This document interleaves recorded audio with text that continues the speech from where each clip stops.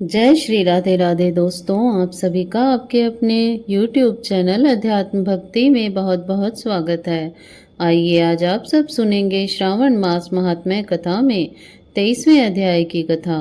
अब तक यदि आपने पिछले अध्यायों की कथा का श्रवण नहीं किया हो तो चैनल पर वीडियो अपलोड है, आप वहां से जा करके पिछले अध्यायों की कथा का श्रवण भी कर सकते हैं। इस अध्याय में कृष्ण जन्माष्टमी व्रत का वर्णन किया गया है। तो आइए सुनते हैं श्रावण मास महात्म्य कथा में 23वें अध्याय की कथा। तो बोलिए प्रेम से भगवान भोलेनाथ की जय, माता पार्वती की जय, सर्व देवी देवताओं की जय। ईश्वर बोले, हे सनत कुमार, श्रावण मास में कृष्ण पक्ष की अष्टमी को वृष के चंद्रमा में अर्धरात्रि में इस प्रकार के शुभ योग में देवकी ने वसुदेव से श्री कृष्ण को जन्म दिया। भारत के पश्चिमी प्रदेशों में युगादि तिथि के अनुसार मास का नामकरण होता है, अतः श्रावण कृष्ण अष्टमी को भाद्रपद अष्टमी समझना चाहिए। सूर्य के सिंह राशि में प्रवेश करने पर इस श्रेष्ठ महोत्सव को करना चाहिए। सप्तमी के दिन अल्पाहार करें। इस दिन दंत धावन करके उपवास के नियमों का पालन करें और जितेंद्रिय होकर रात में शयन करें। जो मनुष्य केवल उपवास के द्वारा श्री कृष्ण जन्माष्टमी का दिन व्यतीत करता है, वह 7 जन्मों में किए गए पापों से मुक्त हो जाता है, इसमें संदेह नहीं है। पापों से मुक्त होकर गुणों के साथ जो वास होता है, उसी को सभी भोगों से रहित उपवास जानना चाहिए। अष्टमी के दिन नदी आदि में निर्मल जल में स्नान तिलों के साथ करना चाहिए। किसी उत्तम स्थान में देवकी का सुंदर सूती का ग्रह बनाना चाहिए, जो अनेक वर्ण के वस्त्रों, कलशों, फलों, पुष्पों तथा दीपों से सुशोभित हो और चंदन तथा अगरू से सुवासित हो।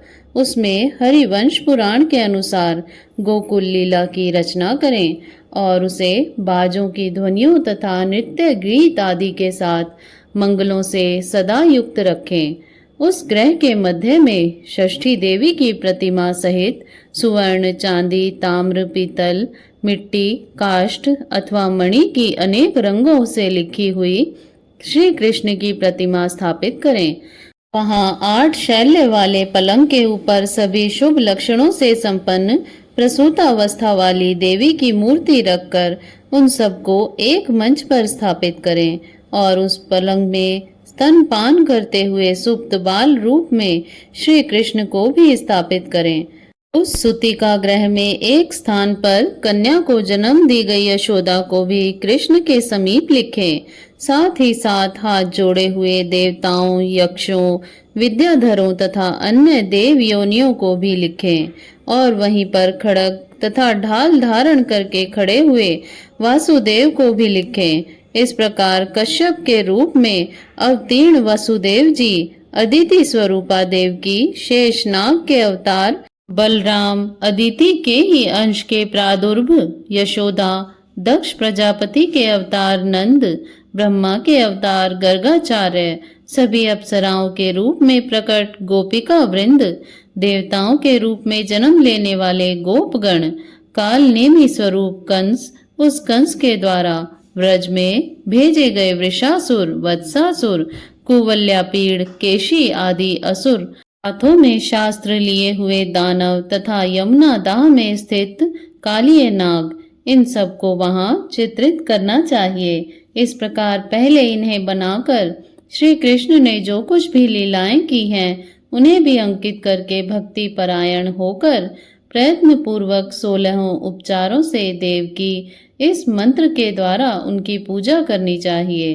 वेणु तथा वीणा की ध्वनि के द्वारा गान करते हुए प्रधान किन्नरों से निरंतर जिनकी स्तुति की जाती है, हाथों में भृंगारी, दर्पण, दूर्वा, दधि कलश लिए हुए किन्नर जिनकी सेवा कर रहे हैं, जो शैया के ऊपर सुंदर आसन पर भली भांति विराजमान हैं, जो अत्यंत प्रसन्न मुखमंडल वाली हैं तथा पुत्र से शोभायमान हैं। हे देवताओं की माता तथा विजया सुत सुता देवी देवकी अपने पति वासुदेव सहित सुशोभित हो रही हैं।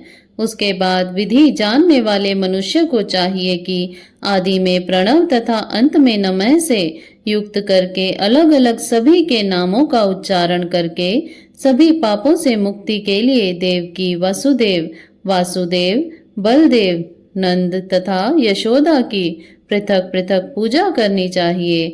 उसके बाद चंद्रमा के उदय होने पर श्री हरि का स्मरण करते हुए चंद्रमा को अर्घ्य प्रदान करें।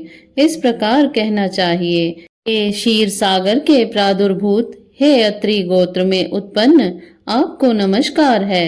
हे रोहिणी कांत, मेरे इस अर्घ्य को आप स्वीकार कीजिए। देवकी के साथ वसुदेव, नंद के साथ यशोदा, रोहिणी के साथ चंद्रमा और श्री कृष्ण के साथ बलराम की विधिवत पूजा करके मनुष्य कौन सी परम दुर्लभ वस्तु को नहीं प्राप्त कर सकता है। कृष्णाष्टमी का व्रत 1 करोड़ एकादशी व्रत के समान होता है। इस प्रकार उस रात पूजन करके प्रातः नवमी तिथि को भगवती का जन्म महोत्सव वैसे ही बनाना चाहिए जैसे श्री कृष्ण का हुआ था। उसके बाद भक्ति पूर्वक ब्राह्मणों को भोजन कराना चाहिए और उन्हें जो जो अभीष्ट हो गौ, धन आदि प्रदान करना चाहिए। उस समय यह कहना चाहिए, श्री कृष्ण मेरे ऊपर प्रसन्न हो। गौ तथा ब्राह्मण का हित करने वाले आप वासुदेव को नमस्कार है। शांति हो, कल्याण हो, ऐसा कहकर उनका विसर्जन कर देना चाहिए। उसके बाद मौन होकर बंधु बांधवों के साथ भोजन करना चाहिए। इस प्रकार जो प्रत्येक वर्ष विधान पूर्वक कृष्ण तथा भगवती का जन्म महोत्सव मनाता है, वह यथोक्त फल प्राप्त करता है। उसे पुत्र, संतान, आरोग्य तथा अतुल सौभाग्य प्राप्त होता है। इस लोक में वह धार्मिक बुद्धि वाला होकर मृत्यु के बाद वैकुंठ लोक को जाता है। हे सनत कुमार, अब इसके उद्यापन का वर्णन करूंगा। इसे किसी पुण्य दिन में विधि पूर्वक करें।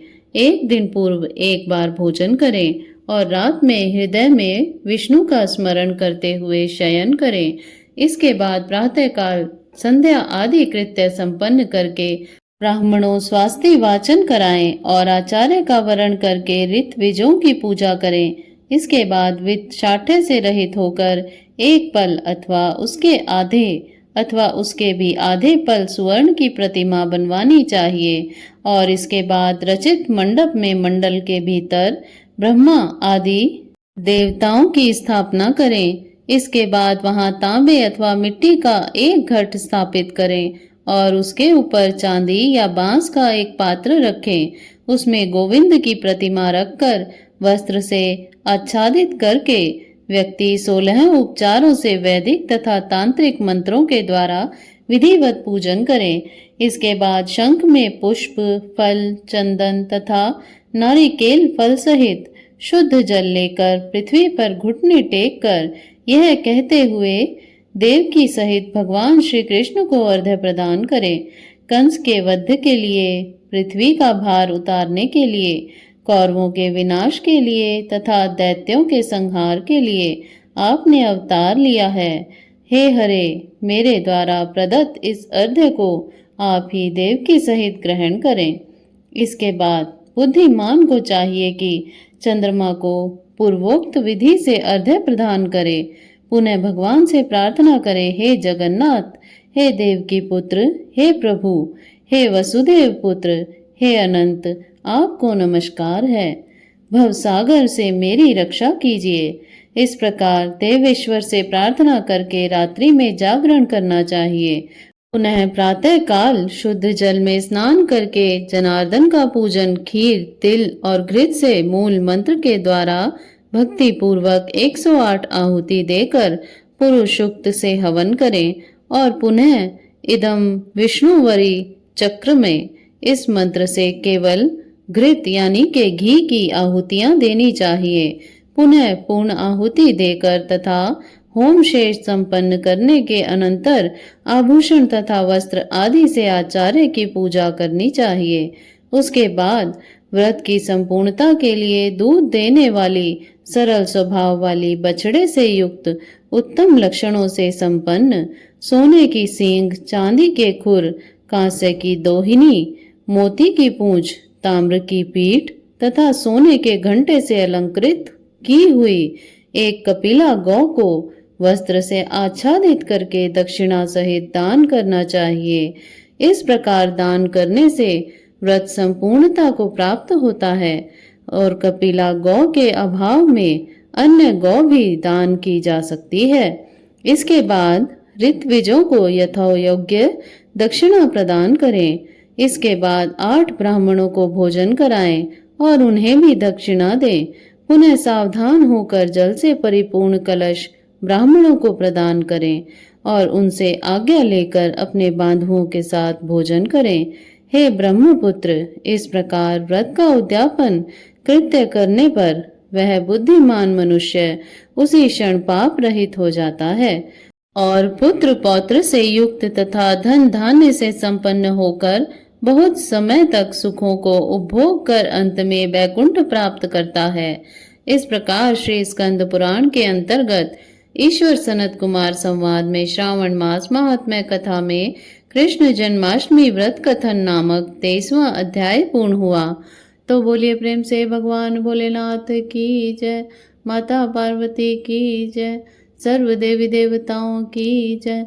इसी प्रकार से ज्ञानवर्धक जानकारियाँ प्राप्त करते रहने के लिए, व्रत पूजा आदि के बारे में जानने के लिए तथा कथा को श्रवण करने के लिए यदि आप चैनल पर पहली बार आए हैं तो चैनल को सब्सक्राइब कर लें ताकि आने वाली वीडियो की नोटिफिकेशन आपको समय से मिलती रहे। वीडियो को लाइक करें, शेयर करें। सुखी रहें, स्वस्थ रहें। जय श्री राधे राधे। धन्यवाद।